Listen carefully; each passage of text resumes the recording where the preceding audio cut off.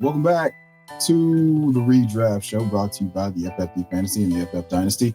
I'm here coming to you today live from the Quantum of Chevis to give you a busy recap of what you need to do to get ahead of your waiver wire and potentially make some league-winning moves this week. So without further ado, let's always address the hits. So last week, we gave you Jacoby Brissett. He's only 16% rostered. I gave you him as a streamer against the Cardinals. Or not against the Cardinals, he plays for the Cardinals.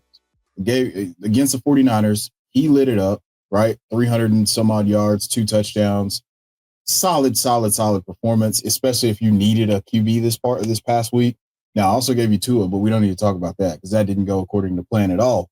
So we're here to celebrate the hits. I gave you post-waiver stash, Sean Tucker, going into the week, only 10% rostered. Now, we do have Bucky Irving potentially ramping up his activity a little bit more this week, but keep an eye out on that so that we can potentially be a little bit fluid. We got to stay water with this situation. I do think that maybe they relegate him to just spot duty, but he's now shown you in limited opportunity that he will produce. So we're going to talk about him. Actually, we're going to talk about him right now. So Sean Tucker, currently, let's get into the running backs and talk about Sean Tucker.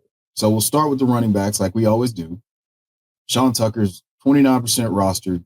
They're taking on the Los Angeles Rams. This is a degree of difficulty matchup because the Los Angeles Rams have been the most stingy to opposing running backs. They've only allowed 2 rushing touchdowns. It would have been 3, but Kenneth Walker had a touchdown called back in addition to scoring a goal line touchdown.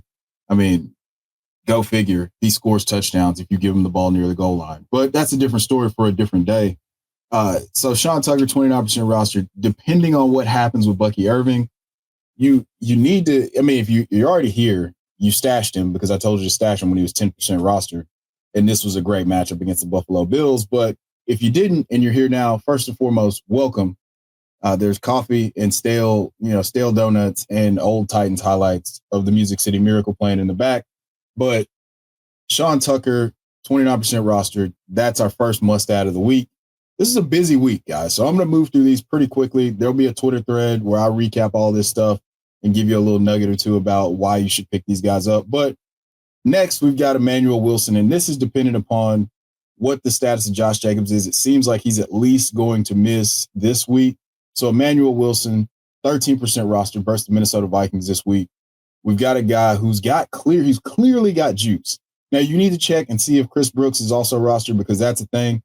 And as I've said a few times, but I almost started to believe that I made Marshawn Lloyd up.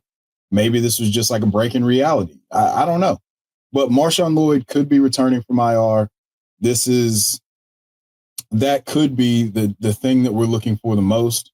I'm going to go pick up Marshawn Lloyd everywhere just in case he's on the side field ramping up. So that's the biggest stash here. Probably don't have to burn your waiver priority. People have forgotten about Marshawn Lloyd, but we didn't. So yes, Emmanuel Wilson disguised as Marshawn, or Marshawn Lloyd disguised as Emmanuel Wilson. Do it. Sorry for rambling, but I felt like that was an important point to make. Moving on, we've got Bhayshul Tuten taking on the Cardinals. He's 23% rostered. I told you to stash him last week. He comes out, he scores a touchdown. He does tweak his ankle, but he's going to be okay. So you need to know Bhayshul Tuten, 23% rostered, taking on the Cardinals. I told you when the week that they were playing their tough matchup in week 10, we needed to get ahead of this because week 11, week 12, week 13, we had some sweet matchups for Bhayshul Tuten. So don't say I didn't warn you.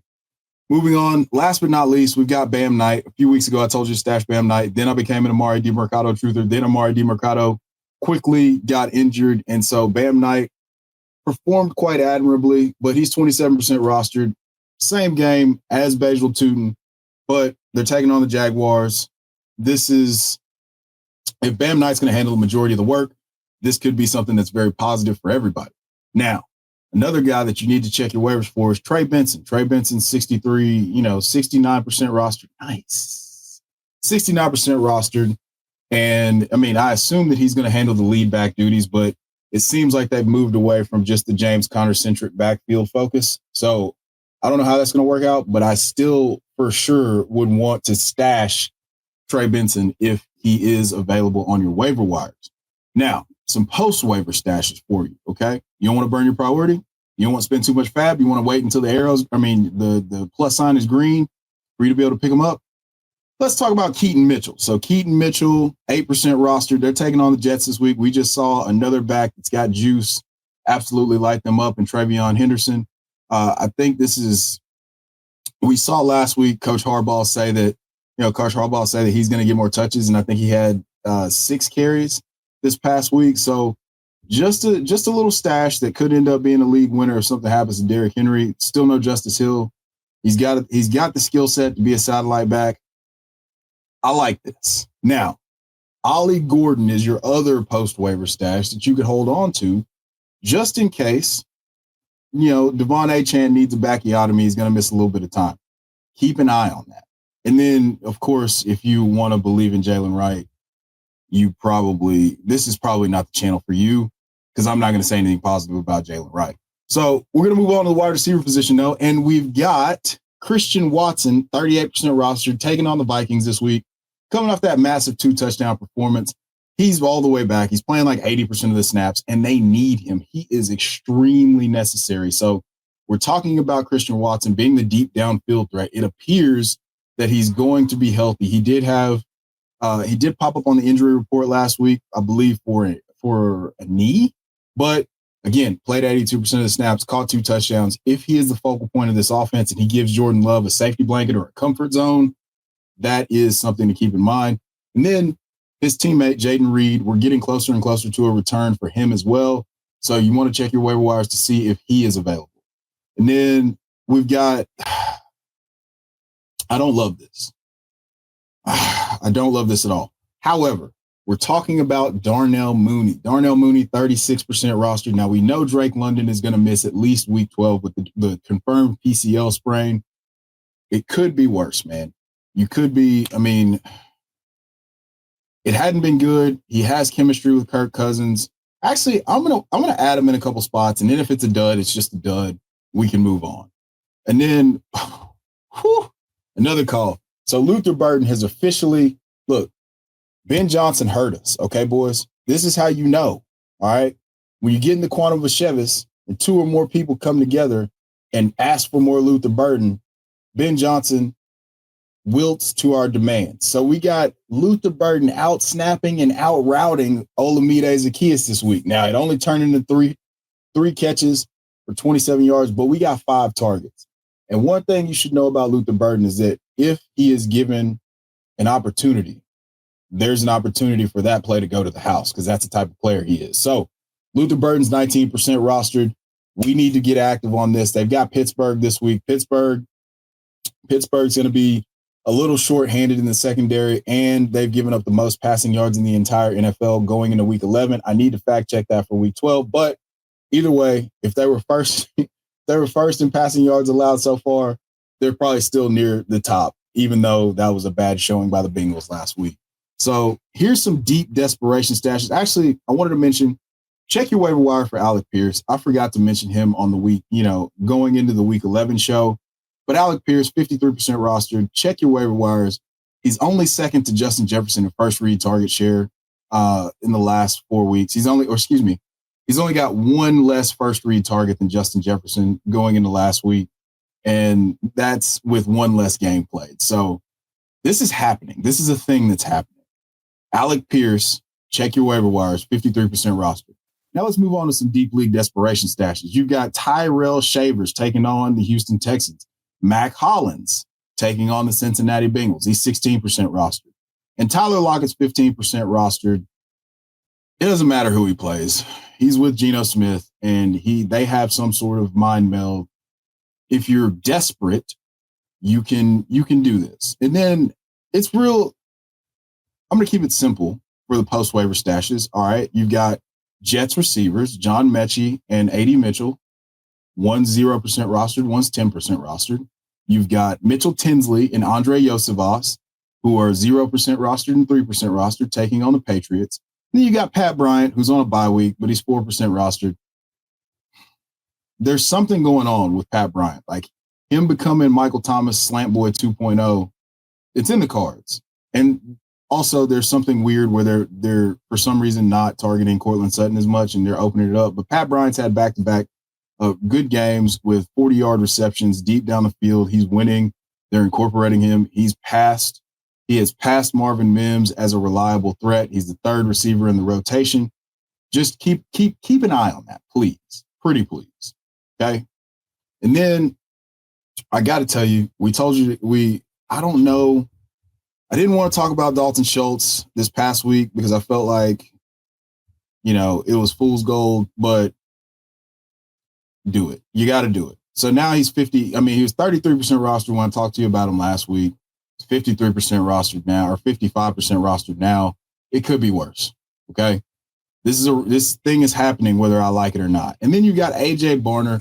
He's 17% rostered. He's coming off a 10 target game, a 10 catch game, and he scored 17 fantasy points. So,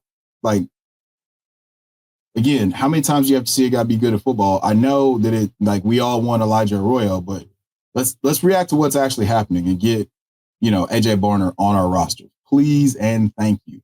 Now, this is going to be gross. But walk with me, okay? Mike Gesicki for this week while Jamar Chase is out. They're taking on New England Patriots. New England Patriots have been very generous to the tight end position. There's no Jamar Chase this week. Okay? He's only 5% rostered. We could do a lot worse. Okay? And then Brock Wright, 11% rostered versus the Giants. He had 7 targets. It didn't turn into much because, Jared Goff was not very good last week. I don't know if any of you guys watched that game, for a fact that he was not very good. So, yeah, just keep that in mind. He got 7 targets in the absence of Sam Laporta. Sam Laporta is on IR for at least the next 3 games after week 11. So Brock Wright, pick him up. I picked him up everywhere, just hoping that we could spike some touchdowns. And then check your waivers for Brenton Strange. I think this is with the lack of weapons that are in Jacksonville right now. I think Brenton Strange is a good play because of the fact that he is absolutely going to be necessary for this offense to matriculate the ball down the field. So it could be so much worse. Now, for your quarterback streamers, we're going back to the well with Jacoby Brissett. Jacoby Brissett, 22% roster, taking on the Jacksonville Jaguars. I know that they just absolutely ran roughshod over Justin Herbert in Jacksonville. But I think that this is signal and not noise with Jacoby Brissett. I mean, he's been really reliable since he entered in the starting lineup. It seems that he's unlocked Trey McBride and potentially Marvin Harrison Jr. whenever he gets back from his appendicitis or appendectomy to remove, the emergency surgery or whatever. So Jacoby Brissett. And then you've got Bryce Young traveling to San Francisco to take on the 49ers. That's a matchup that I'm looking to target. 49ers don't have bodies. Like we said on the Patreon show the other day, there's only so much next man up you can do. And I feel like the 49ers are at the end of their rope with that. So, and we just saw Bryce Young throw for 448 and 3, I believe it was. So again, it could be so much worse. So yeah, there's your QB streamers for the week. There's, if you really want to get down and dastardly with it, we're talking about Kirk Cousins, 4% roster versus the Saints. Like I said, I don't want to do it. I don't want to do it at all. And then I don't know. If I'm recommending Darnell Mooney and I'm recommending Kirk Cousins, I don't know. It doesn't feel great. So look, if you made it this far, thank you for listening, liking, downloading, subscribing, leaving comments. Hey, tell me if I missed somebody. Tell me if there's somebody that you wanted to hear about. Make sure also, if you can, go put some ranks in. I won this jersey back there, being the most accurate ranker in week 9 for the League Champ app. So that's available in the Google Play Store and the App Store. And we've made it another week down. It's week 12. This is crazy. I got so stressed out that I lost all my facial hair and it's growing back now. But as I always leave you, there's ball watchers and ball knowers. I'll see you in the running backs episode.